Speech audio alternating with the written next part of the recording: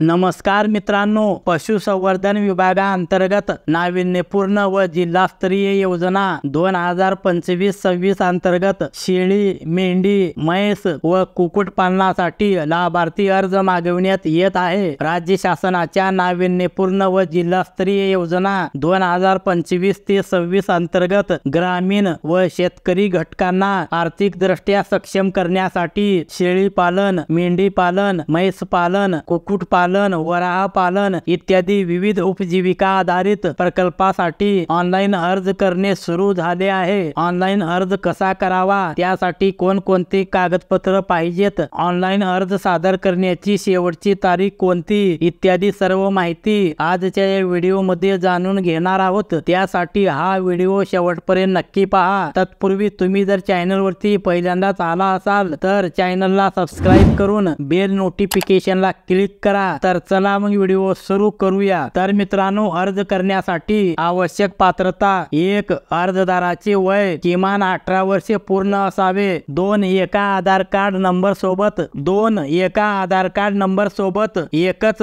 Mobile नंबरची नोंदणी करता येईल याची नोंद घ्यावी। 3. अर्जदार नोंदणी करताना अर्जदाराने स्वतःचा चालू मोबाईल नंबर भरणे आवश्यक आहे व दिलेल्या मोबाईल नंबरवर अर्जाची सद्यस्थिती SMS द्वारे कळविण्यात येईल। 4. मोबाईल नंबर एकदा जतन केल्यानंतर तो पुढील प्रक्रियेत बदलता येणार नाही, कृपया अर्जदाराने याची नोंद घ्यावी। 5. अर्जदार अनुसूचित जाती जमाती प्रवर्गातील असल्यास त्यास जात प्रमाणपत्र आहे का या प्रश्नास होय असे म्हणणे गरजेचे आहे व जात प्रमाणपत्र सक्षम प्राधिकरणाचे सादर करणे बंधनकारक आहे। 6. राशन कार्ड अनुसार नमूद सदस्याचे नावे, संख्या तसेच त्यांचे आधार कार्ड नंबर माहिती अचूक नोंदवावी। 7. कुटुंबातील एकाच व्यक्तीस या योजनेचा लाभ घेता येईल। 8. माहिती पूर्णतः खरी असावी, ती चुकीची व खोटी आढळून आल्यास आपली निवड रद्द केली जाईल। 9. अर्जदाराचा फोटो क्षमता